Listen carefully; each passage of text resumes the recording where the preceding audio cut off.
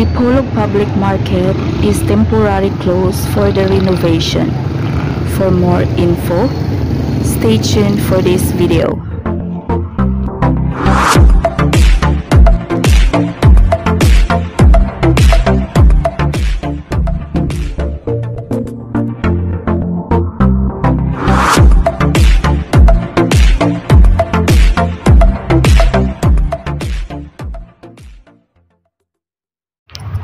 Hello everyone, welcome back to my channel. This is Mary Ann. For today's video, I will going to show you an update the look of public market, or we call as Mercado, here in Dipolog City.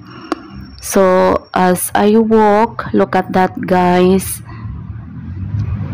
So this public market will under renovation. So at the moment they transfer in Bara Fishport, Barangay Bara, Dipolog City. So look at that. This is an look of the public market at the moment. Look at that guys. A few moments later. So as I arrive here at the Fishport, Barangay Bara, Dipolog City. So that's Buddy. I park Buddy right here.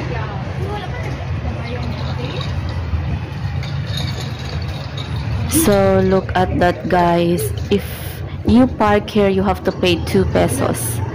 So this is the entrance of the public market at the moment. So let's go inside. So ayan guys, so pagpasok mo pa lang sa entrance, so ma-feel mo agad no, medyo masikip ang lugar kasi marami talagang vendors.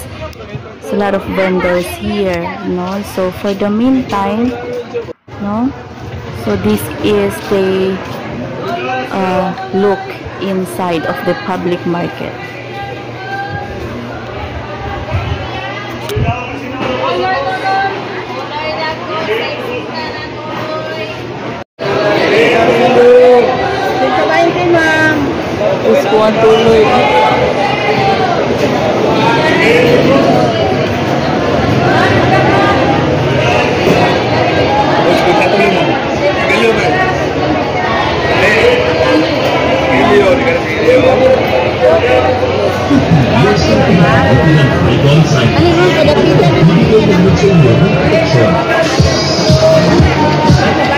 Pila na? 150. Una. Malasigi.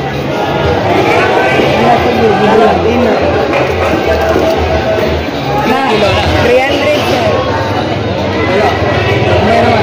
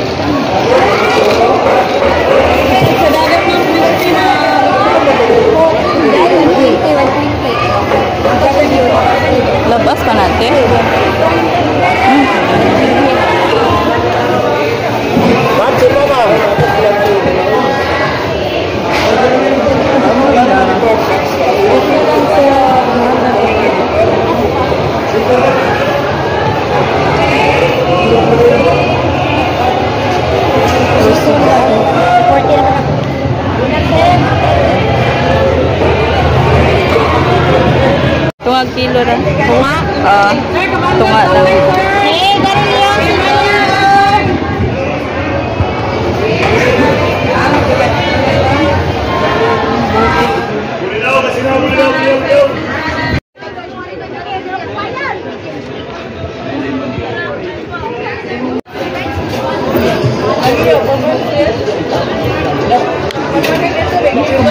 Bugas ako aya. Ay, Jasmine.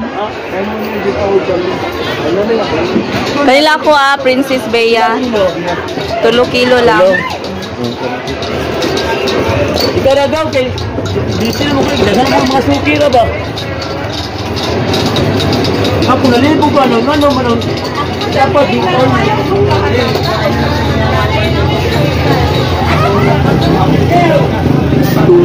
Oh, ano ba? Tangay na po. Tagtago. Usipin nga na. Bilin na nag-iapon. Okay, ano na? Ako sige, gulo. Ako mo ba?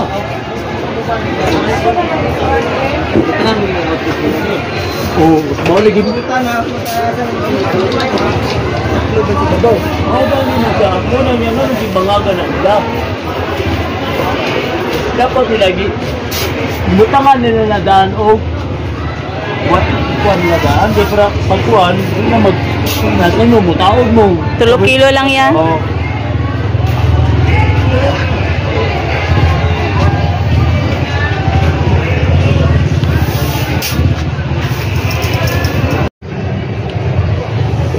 So I have to go now.